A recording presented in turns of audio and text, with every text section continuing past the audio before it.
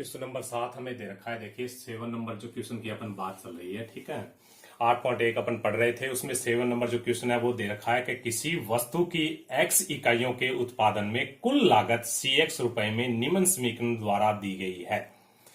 तो cx बराबर दे रखा है 0.005 x की पावर 3 माइनस में 0.02 x की पावर 2 प्लस में 30x प्लस में 5000, ठीक है। सीमांत लागत ज्ञात कीजिए जब वस्तु की 3 इकाई उत्पादित की जाती है, जहां सीमांत लागत का अर्थ है किसी स्तर पर उत्पादन के संपूर्ण लागत में तात्कालिक परिवर्तन की दर, ठीक है। तो सीमांत लागत क्या है? सीमांत जो लागत का अर्थ हमें दे रखा है कि भी किसी स्तर पर उत्पादन के जो संपूर्ण लागत है उसमें परिवर्तन की दर, ठीक है। तो अब आपको ये एक समीकरण दे रखी है, आपको सीमांत लागत ज्ञात करनी है। तो जो सीमांत लागत ज्ञात करने के लिए आपको कुछ नहीं करना है कि जो आपको फंक्शन दे रखा है उस फंक्शन का जिसमें भी जिस चर का फंक्शन दे रखा है उस चर के सापेक्ष अपन अवकलन कर देते हैं। जैसे अपन को क्या करना है, सीमांत लागत ज्ञात करनी है, ठीक है। तो यहां पे अपन लिख देंगे भी सीमांत लागत, ठीक है। तो सीमांत लागत तो बराबर में लिखेंगे अपन डी और ये जो फंक्शन दे रखा है उसका अवकलन कर देते हैं। किसका फंक्शन दे रखा है? देखिए ये एक्स का फंक्शन दे रखा है। जिस प्रकार से अपन y बराबर अपन क्या लिख देते हैं, fx लिखते हैं, वहां पे इसने क्या लिख रखा है, cx लिख रखा है, ठीक है। तो अब यहां पे अपन क्या कर देते हैं कि इसका x के सापेक्ष अवकलन कर देते हैं और अवकलन ही इसका क्या कहलाता है, सीमांत लागत। और सीमांत लागत का अर्थ आपको बता ही दिया है कि संपूर्ण जो लागत होती है उसमें परिवर्तन की दर है। संपूर्ण जो लागत हो रही है उसमें क्या है, परिवर्तन की दर होती है। तो अब अपन सीमांत लागत ज्ञात करने के लिए क्या करते हैं कि जो फंक्शन है उस फंक्शन का जो फंक्शन दे रखा है, ये फंक्शन में किस चर का है, ये फंक्शन x का है, तो इस फंक्शन का x के सापेक्ष अवकलन कर देंगे। तो ये जो सीमांत लागत होती है तो डी सी एक्स बटे में dx लिख दिया। अब अपने को क्या करना है कि cx का मान लिख देते हैं कि तो cx का मान रखेंगे तो ये आ गया 0.005 आ गया और x की पावर 3 आ गया, माइनस में लिख देते हैं 0.02 x की स्क्वायर प्लस में लिख देते हैं 30x प्लस में लिख देते हैं 5000, ठीक है। अब इसका अवकलन करें, ठीक है। तो ये अपना चल रहा था डी सी एक्स अपॉन में क्या है, डी एक्स बराबर में इसका अवकलन करें तो देखिए सबसे पहले अवकलन करेंगे तो ये बनेगा 0.005 गुणा में 3 एक्स की स्क्वायर, फिर है माइनस में 0.02 यहां पे लिखेंगे, गुणा में 2x लिखेंगे, फिर प्लस 30 लिखेंगे, बाकी का 0 हो जाएगा। अब कब ज्ञात करना है, जब वस्तु की इकाई क्या है, 3 है, ठीक है। तो इसमें x बराबर 3 रखना है। तो डी सी एक्स बट्टे में क्या लिखेंगे अपन, dx लिख दिया। तो इसमें 3 रख देते हैं, ठीक है। इसमें कब ज्ञात करनी है सीमांत लागत, जब x बराबर क्या है, 3 है। तो x का मान 3 रख देते हैं तो ये बनेगा 0.005 मल्टीप्लाई में यहां पे 3 रखेंगे तो 3 तिया 9, ठीक है। और 9 तिया क्या बनेगा 27, माइनस में 0.02 फिर यहाँ पे रख देते हैं, 3 रखेंगे, 3 दूनी क्या बनेगा, गुणा में 6 प्लस क्या हो गया 30 हो गया। इसको सरल करते हैं अपन तो आगे आता है अपना, देखिए 27 को इससे गुणा करेंगे तो 7 5 कितना हुआ 35, 7 5 3 5 दूनी 10 3 है 13, तो 1 2 3 पॉइंट ये हुआ, ठीक है। फिर माइनस में फिर क्या है, इसको करेंगे तो 0.12 फिर हुआ अपना 0.30, तो ये हो गया अपना कुल मिला के हो गया 30.135 माइनस में 0.12, तो इसमें कम करेंगे तो ये आंसर हो गया 30.015, ठीक है। ये अपनी क्या आ गई, सीमांत लागत ज्ञात हो गई है, ठीक है। तो अब अपन ये इस प्रकार से सीमांत लागत ज्ञात कर सकते हैं। अब हमें देखिए 8वां जो क्वेश्चन है बहुत ही अच्छा क्वेश्चन दे रखा है, 8वां नंबर क्वेश्चन करते हैं। और इस प्रकार के जो 8वां क्वेश्चन है वो पूछा भी गया है और पूछ भी सकता है, ठीक है। तो 8वां नंबर जो क्वेश्चन है वो हमें दे रखा है, देखिए कि एक साबुन के गोलीय बुलबुले की त्रिज्या में, तो साबुन का गोलीय बुलबुला है, ठीक है। साबुन का एक गोलीय बुलबुला है, ये बुलबुला ले लिया हमने।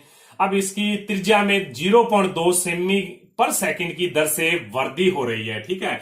इसकी जो त्रिज्या है इस त्रिज्या में वृद्धि हो रही है, ठीक है। तो त्रिज्या अपनी मान ली यहाँ R1 है, फिर ये कह रहा है कि भी त्रिज्या में वृद्धि होगी तो आपको पता है कि भी गोला भी क्या बनेगा, बड़ा बनेगा, तो ये R2 हो गया। फिर मान ली कि और बड़ा गोला बनाएंगे तो इसकी त्रिज्या थोड़ी और बड़ी होगी, तो इस त्रिज्या में क्या हो रहा है, पर सेकंड परिवर्तन हो रहा है, ठीक है। तो वो परिवर्तन क्या है, त्रिज्या में 0.2 सेमी पर सेकंड की दर से वृद्धि हो रही है। इसके पृष्ठीय क्षेत्रफल में वृद्धि की दर ज्ञात कीजिए जब बुलबुले की त्रिज्या 7 सेमी हो। तो सबसे पहले अपन क्या कर लेते हैं कि इसमें मान लेते हैं कि भी माना गोलीय बुलबुले की, गोलीय बुलबुले, ठीक है, गोलीय बुलबुले की त्रिज्या हमने मान ली r है, ठीक है, त्रिज्या हमने मान ली r, और हमें क्या करना है, पृष्ठीय क्षेत्रफल हमें ज्ञात करना है, तथा पृष्ठीय क्षेत्रफल ज्ञात करना है तो अपन बोल देते हैं कि भी पृष्ठीय क्षेत्रफल क्या है अपना s है, ठीक है।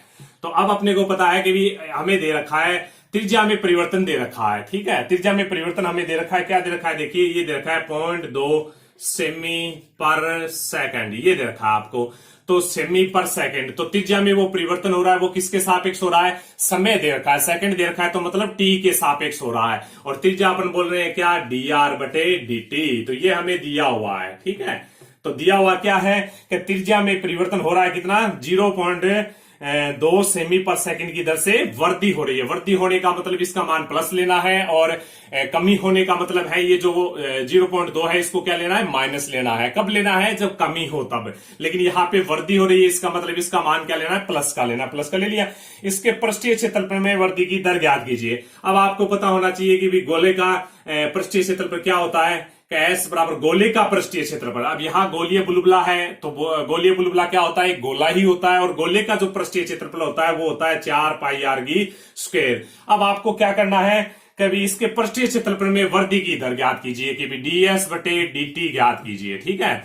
यहाँ पे आपको मैंने पहले भी बता दिया, अगर एक बार t के सापेक्ष अवकलन हो रहा है तो बार बार क्या होगा, सारे सवाल में t के सापेक्ष ही अवकलन होगा। तो यहाँ पे आपको ds बटे dt ज्ञात करना है। पृष्ठीय, ये क्या है ds बटे dt, ये है कभी पृष्ठीय क्षेत्रफल में उसके कितना परिवर्तन हो रहा है, कब ज्ञात करना है, जब r बराबर कितना दे रखा है, 7 दे रखा है, ठीक है। तो r बराबर 7 पे ds बटे dt ज्ञात करना है। तो अब अपन क्या करते हैं, देखिए कि ये जो समीकरण नंबर है इसको 1 नंबर मान लेते हैं, इसको 2 नंबर मान लेते हैं, तो 2 का एक t के सापेक्ष अवकलन कर देते हैं, तो ds बटे dt लिखेंगे बराबर में। अब अपन इसका करेंगे तो 4 पाई, अब r का करेंगे, r की स्क्वायर का तो होता है 2r होता है, अब r का करेंगे किसके सापेक्ष करेंगे, t के सापेक्ष, तो अपन लिखेंगे dr बटे dt लिखेंगे, ठीक है।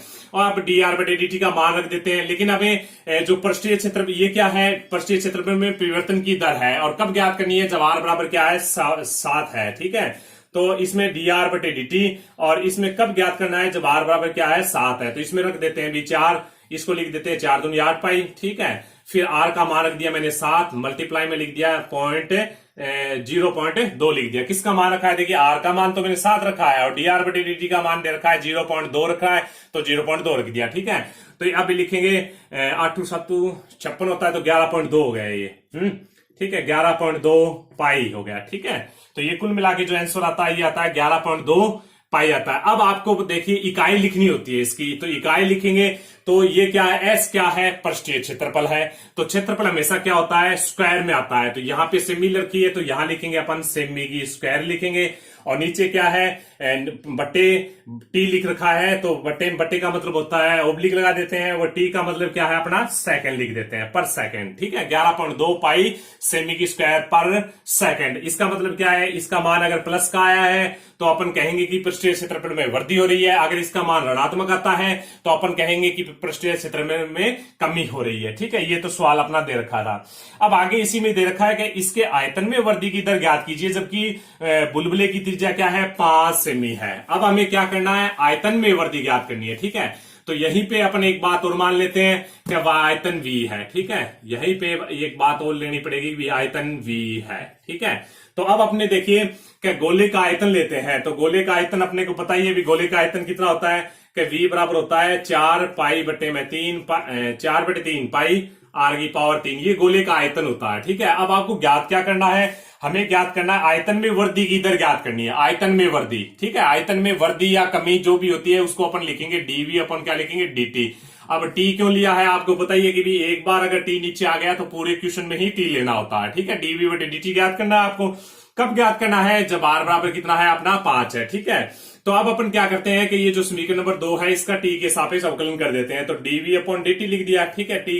t के सापेक्ष v का करेंगे तो dv अपॉन dt लिख दिया। अब है 4 बटे 3 पाई कांस्टेंट राशि है, अपन r की पावर 3 का करेंगे, 3 का करेंगे तो 3 आगे आ जाएगी, r की स्क्वायर, ये किसका हुआ है, पावर का हुआ है। अब अपन r का अवकलन करेंगे किसके सापेक्ष, t के सापेक्ष, तो r का t के सापेक्ष कितना होता है, dr बटे dt होता है, ठीक है। अब अपन 3 से 3 तो कैंसिल हो जाएगा अपना। अब क्या करेंगे अपन, कब ज्ञात करना है, जब r बराबर 5 है। तो अब अपन क्या लिखते हैं, dv अपॉन dt में अपन r बराबर 5 और रख देते हैं, ठीक है। तो ये तो हुआ 4 पाई, ठीक है। अब अपन 5 रखेंगे r बराबर, तो ये बनेगा 5 की स्क्वायर बनेगा, तो 5 5 25 लिख देते हैं। और dr बटे dt, तो dr बटे dt का मान कितना है, 0.2, तो यहां मल्टीप्लाई में 0.2 रख देते हैं, ठीक है। तो ये आंसर हुआ अपना dv अपॉन dt बराबर कितना हुआ, 25 का 100, इसको मल्टीप्लाई करेंगे तो हुआ 200 यानी 20 पाई हुआ, ठीक है। ये आंसर आ गया अपना कितना, 20 पाई, ठीक है। अब अपन इसकी इकाई लिखते हैं। अब इसकी इकाई लिखेंगे तो ऊपर कौन है, आयतन है। आयतन को क्या बोलते हैं, अपन क्यूब लेते हैं आयतन में, तो यहां लिखेंगे सेमी की क्यूब पर। फिर क्या लिखेंगे, टी है तो क्या लिख देंगे, सेकंड लिखेंगे। तो ये इसकी हमने इकाई भी लिख दी है। तो ये अपना इस प्रकार से अपना 8वां क्वेश्चन दे रखा था जो हमने कर लिया है, ठीक है। अब अपन 9वां क्वेश्चन पे चलते हैं। तो ये क्या है, इसमें से एक क्वेश्चन पूछा जाता है छोटा सा, शायद 2-3 नंबर का आता है, एक क्वेश्चन आता है इसमें से, ठीक है। तो छोटा क्वेश्चन पूछा जाता है। वैसे तो ये 6 या 7 नंबर की है, 2 क्वेश्चन बड़े आराम से पूछे जाते हैं इसमें से। तो एक क्वेश्चन यहां से पूछा जाता है, लगभग 8.1 से एक क्वेश्चन पूछ लिया जाता है, ठीक है। तो ये अपने आप में, ये जो 8.1 के जितने भी क्वेश्चन है वो अपने आप में क्या है, बहुत ही इंपॉर्टेंट क्वेश्चन है, क्योंकि इनमें से एक क्वेश्चन पूछा ही जाता है लगभग। अब दे रखा है, देखिए 9 नंबर जो क्वेश्चन दे रखा है वो हमें दे रखा है, देखिए कि एक नली से 12 सेमी की क्यूब पर सेकंड की दर से बालू उधेड़ी जा रही है। एक नली से 12 सेमी की क्यूब पर सेकंड। तो सबसे पहले अपन समझते हैं कि 12 सेमी की क्यूब पर सेकंड। अब आपको पता होना चाहिए कि भी सेमी की क्यूब कब लेते हैं अपन। सेमी की क्यूब तभी लेते हैं जब क्या है, अपन आयतन निकालते हैं तब, ठीक है। तो सेमी की क्यूब आ गया, इसका मतलब ये आयतन की बात कर रहा है, ठीक है। अब ये एक नाली है, इस नाली से क्या हो रही है कि यहां से बालू उधेड़ी जा रही है, यानी यहां से क्या हो रही है कि इससे अपन नाली को थोड़ा तिरछा कर देते हैं। इस प्रकार से एक नाली है, ठीक है। यहां से अपन बालू डाल रहे हैं, तो बालू आपको पता है नीचे पर गिरेगी, ठीक है। और यहां पे गिरेगी तो वो डेली गई बालू से एक शंकु का निर्माण। अब यहां पे क्या हो रहा है कि जैसे अपन यहां से बालू को डालेंगे तो यहां पे क्या होगा, एक शंकु बन जाएगा इस प्रकार से, ठीक है। रेत का क्या बन जाएगा, शंकु बन जाएगा, ठीक है। तो इस प्रकार से होता है कि शंकु की ऊंचाई सदैव क्या है, आधार की त्रिज्या का 1/6 भाग होती है। तो शंकु की ऊंचाई है वो सदैव क्या है, आधार की त्रिज्या की 1/6वां भाग होती है। तो बालू के शंकु की ऊंचाई में किस गति से वृद्धि हो रही है, जबकि ऊंचाई 4 सेमी है, ठीक है। तो अब अपन क्या कर रहे हैं, अब अपन यहां से अपन एक बालू दे रहे हैं, बालू डाल रहे हैं नाली के अंदर, तो यहां से आपको पता है कि एक शंकु बनेगा। अब अपन आपको पता है कि यहां से जितनी अपन बालू डालेंगे तो उतना ही बड़ा शंकु बनेगा, या उतना बड़ी रेत की क्या बनेगी, ढेरी बनेगी, ठीक है। तो जितनी कम डालेंगे उतनी छोटी ढेरी बनेगी, जितनी ज्यादा रेत डालेंगे उतनी क्या है, बड़ी ढेरी बनेगी। तो मान लिया हमने कम डाली है तो ये छोटा सा शंकु बना। अब हमने मान लिया कि बहुत सारी डाली तो बहुत बड़ा शंकु बन गया। तो क्या हो रहा है यहां इसके आयतन में क्या हो रहा है, परिवर्तन हो रहा है। रेत के द्वारा क्या हो रहा है, इसके यहाँ पे आयतन में परिवर्तन हो रहा है। और जो हमें दे रखा है 12 सेमी की क्यूब पर सेकंड। अब अपन मान लेते हैं कि माना शंकु की जो शंकु बनेगा उसका है, शंकु की त्रिज्या अपनी क्या है, आर है, ठीक है। त्रिज्या आर, ऊंचाई एच, ठीक है। और किसकी जरूरत पड़ेगी अपने को, आयतन की जरूरत पड़ेगी। तो आयतन मान लेते हैं वी है, ठीक है। तथा आयतन क्या है, वी है, तथा आयतन वी है। अब हमें एक बात तो दे रखी है कि dv बटे dt आयतन में परिवर्तन हो रहा है। कब हो रहा है, आपको पता है कि भी अपन नाली में क्या कर रहे हैं, रेत डाल रहे हैं तो छोटा शंकु बनेगा, या ज्यादा रेत डालेंगे तो बड़ा शंकु बनेगा। तो ये क्या हो रहा है, आयतन में परिवर्तन हो रहा है। और आयतन में परिवर्तन ये हमें दे रखा है कि भी एक नली से 12 सेमी की क्यूब पर सेकंड की दर से बालू उधेड़ी जा रही है। तो 12 सेमी की क्यूब पर सेकंड, तो आयतन में परिवर्तन दे रखा है और सेकंड दे रखा है, तो इसका मतलब टी के सापेक्ष लेना है। तो dv अपॉन dt बराबर क्या है, 12 सेमी की क्यूब पर सेकंड, ठीक है। ये एक बात तो ले ली, एक नंबर बात। 2 नंबर बात हमें दे रखा है कि शंकु की ऊंचाई सदैव आधार की त्रिज्या का 1/6वां भाग है। तो यहां पे लिख देते हैं शंकु की ऊंचाई है वो क्या है, अपनी शंकु की ऊंचाई सदैव, ठीक है, सदैव आधार की त्रिज्या का 1/6वां भाग है, ठीक है, 6वां भाग है। अब आपको देखिए यहां पे दे रखा है ऊंचाई यानी h ले लिया, ठीक है। अब आगे देखिए, आधार की त्रिज्या हमने क्या ले ली, आर ले ली। अब 1/6 किस साइड पे बोल रहा है, ये आधार की त्रिज्या के साइड पे बोल रहा है, तो आधार की त्रिज्या से गुणा कर देते हैं, तो ये समीकरण बनेगी h बराबर 1/6 आर। ठीक है, समझ में आ गई बात। अब अपन लिख देते हैं यहां 2 नंबर समीकरण लिख देते हैं कि h बराबर क्या है, 1/6 इंटू आर। ये आ गई 2 नंबर समीकरण। अगर यहां से अपने को h के मान की जरूरत पड़ी तो h भी लिख देते हैं, आर के मान की जरूरत पड़ेगी तो आर बराबर लिख दिया 6h। ये समीकरण नंबर 2 हो गया। ठीक है, अब हमें क्या कह रहा है कि भी बालू के शंकु की ऊंचाई में किस गति से वृद्धि हो रही है, किस में वृद्धि हो रही है, ऊंचाई में वृद्धि हो रही है। ठीक है, अब अपने को पता है कि भी नाली से अपन क्या डाल रहे हैं, यहां से अपन रेत डाल रहे हैं। ठीक है, तो अब देखिए ये अपन मान लीजिए थोड़ी सी रेत डाली तो आपको पता है छोटा शंकु बनेगा, तो इसकी ऊंचाई क्या होगी, कम होगी। अब अपन क्या है कि बहुत सारी रेत डालें तो मान ली बड़ा शंकु बनेगा, बड़ा शंकु बनेगा तो इसकी ऊंचाई क्या होगी, बड़ी होगी। ठीक है, जितना बड़ा शंकु बनेगा उसकी ऊंचाई भी बड़ी होगी, उसकी त्रिज्या में भी क्या होगा, परिवर्तन होगा। ठीक है, तो यहां पे आपको क्या करना है कि ऊंचाई में परिवर्तन, ये जो ऊंचाई है इस ऊंचाई में किस दर से परिवर्तन हो रहा है ये आपको फाइंड आउट करना है, ये आपको ज्ञात करना है। ठीक है, तो अपने को ज्ञात ये करना है कि dh/dt, तो t अपने को लेना, ये नीचे क्यों लेना है कि t पहले से आ गया है, तो dh/dt ज्ञात करना है। कब ज्ञात करना है, जबकि ऊंचाई क्या है, 4 सेमी है, तो यानी h बराबर क्या दे रखा है, 4 दे रखा है। उस टाइम में हमें ऊंचाई में परिवर्तन ज्ञात करना है। तो अब हमें देखिए आयतन यहां v दे रखा है, तो v तो अपने को लेना ही पड़ेगा, तो v बराबर, अब आपको पता होना चाहिए शंकु का जो आयतन होता है वो कितना होता है। यहाँ पे कौन है, शंकु है, आयतन किसका माना है, शंकु का माना है हमने v, तो v बराबर शंकु का आयतन लेना है। शंकु का आयतन होता है 1/3 पाई आरगी स्क्वायर एच होता है। ठीक है, 1/3 पाई आरगी स्क्वायर एच। ठीक है, अब अपन क्या करें, अब देखिए कि v, अब आपको इस बात का पता होना चाहिए कि मैं 2 शंकु बना देता हूं, एक शंकु ये बना दिया, अब अपने क्या किया, थोड़ा बड़ा शंकु बना दिया। ठीक है, अब आपको पता होना चाहिए ये इसका क्या होता है, आधार होता है, ये यहाँ पे इसका आधार है। ठीक है, अब आपको पता होना चाहिए कि इससे बड़ा और शंकु बना दिया मैंने, और बड़ा शंकु बनाया, ये इससे बड़ा शंकु बना दिया। ठीक है, अब आपको ये पता होना चाहिए कि ये इससे बड़ा शंकु, इससे बड़ा शंकु ये है, इससे बड़ा शंकु ये है। ठीक है, तो जितना बड़ा शंकु होगा, देखिए ये बड़ा शंकु कैसे बना, ये शंकु बड़ा तभी तो बना जब इसकी ऊंचाई भी बड़ी है। यहाँ पे अगर मान ऊंचाई अपन h ले तो आपको पता है कि इससे बड़ी ऊंचाई है, ये ऊंचाई क्या है, इससे बड़ी है, तो इसको अपन h1 बोलेंगे। अगर यहाँ पे त्रिज्या ये है, ठीक है, इसको r बोले, तो ये त्रिज्या, ये जो त्रिज्या है ये क्या होगी, इससे बड़ी होगी, ये इसको r1 बोलेंगे अपन। माने कहने का मतलब क्या है कि जैसे जितना शंकु बड़ा होगा उसकी त्रिज्या भी बड़ी होगी, उसका क्या होगा, ऊंचाई भी क्या होगी, बड़ी होगी। अब देखिए ये और बड़ा शंकु लिया, तो यहां पे अगर अपन ऊंचाई h2 माने तो h2 का जो मान है वो h और h1 दोनों से क्या है, बड़ा है। यहां पे अगर अपन मतलब इसको त्रिज्या को r2 माने तो r2 का जो मान है वो क्या है कि r और r1 से क्या है, बड़ा है। यानी कहने का मतलब मेरा ये है कि आयतन में अगर परिवर्तन होगा तो इसका मतलब क्या है, कब होगा, जब r में भी परिवर्तन होगा और v में, h में भी परिवर्तन होगा। ठीक है, तो यहां पे कहने का मतलब है ये जो है अपना जो समीकरण ले रखी है v बराबर 1/3 पाई आरगी स्क्वायर एच, तो यहां एक बात समझने वाली ये है कि v फंक्शन किसका है, v r का फंक्शन है या v h का फंक्शन है।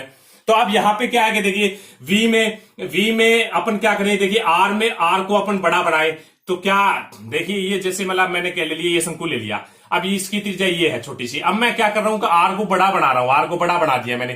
ठीक है, अब r बड़ी है, तो अब शंकु बनाएंगे तो देखिए शंकु भी बड़ा बना है, r में भी क्या हुआ है, परिवर्तन हुआ है। अब कहने का मतलब मेरा ये है कि r में परिवर्तन करें तो भी v में परिवर्तन होगा, अगर h में परिवर्तन करें तो भी क्या होगा, v में परिवर्तन होगा। यानी v जो फंक्शन है वो किसका है, r का भी है और h का भी है। ठीक है, हमें क्या करना है, dh/dt ज्ञात करना है। इसलिए क्या करना है कि पूरी जो समीकरण है, यानी v बराबर क्या लिया था हमने, 1/3 पाई आरगी स्क्वायर h लिया था। ठीक है, पाई आरगी स्क्वायर h लिया था। ठीक है, तो v फंक्शन किसका है, यहाँ पे r का भी फंक्शन है और h का भी फंक्शन है, लेकिन हमें dh/dt ज्ञात करना है। इसलिए अपन क्या करेंगे कि पूरे v को फंक्शन बनाएंगे, h का फंक्शन बनाएंगे, इसलिए हमने क्या किया, यहां से r का मान रख दिया। ठीक है, तो ये आ गया v बराबर आ गया 1/3 पाई, r का मान रखे तो ये बनेगा 6h बनेगा, ये होल स्क्वायर और फिर हुआ h। ठीक है, तो आगे अपन ले तो इसको सरल करें तो 1/3 ये बनता है पाई, और फिर बन गया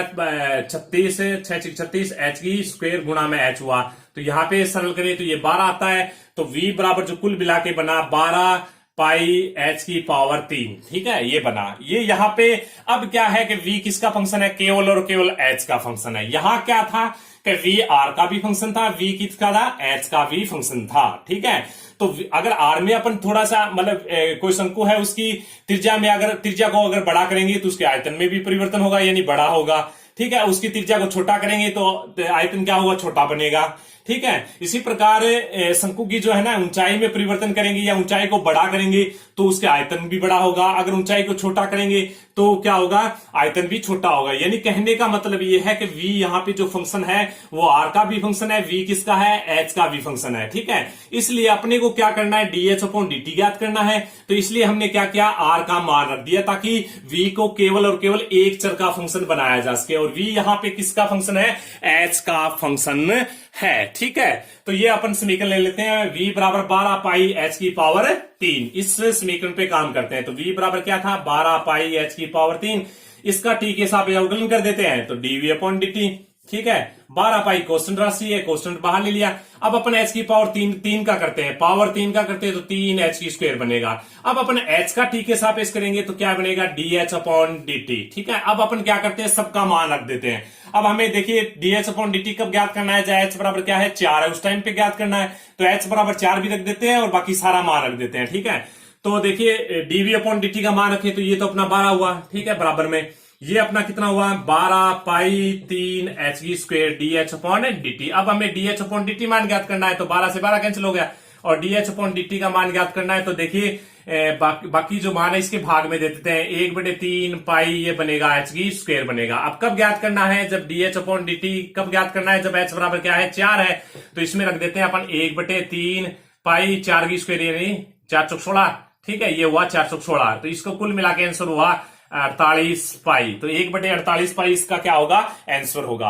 अब आपको इसकी इकाई देनी है, तो इकाई देनी है तो ऊंचाई, सबसे पहले ऊपर क्या दे रखा है, ऊंचाई दे रखी। ऊंचाई क्या होती है, ऊंचाई किस में मापी जाती है, सेमी-मीटर में मापी जाती है, लेकिन यहां पे सेमी का जिक्र हुआ है इसलिए अपन क्या लिखेंगे, सेमी लिखेंगे। अब क्या है, पर लिखेंगे, नीचे टी है, इसका मतलब क्या लिखेंगे अपन, सेकंड लिखेंगे। तो ये इसकी इकाई हो गई और आंसर हो गया 1/48 पाई सेमी पर सेकंड, ठीक है।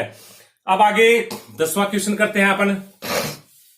10वां क्वेश्चन हमें दे रखा है, देखिए 10 नंबर जो क्वेश्चन है वो हमें दे रखा है कि किसी उत्पादन की x इकाइयों के विक्रय मूल्य से प्राप्त कुल आय rx रुपए में निम्न समीकरण द्वारा दी जा सकती है। तो अब क्या है कि rx बराबर हमें दिया गया है कि 13x की स्क्वायर, ठीक है, प्लस में 26x, प्लस में क्या है 15।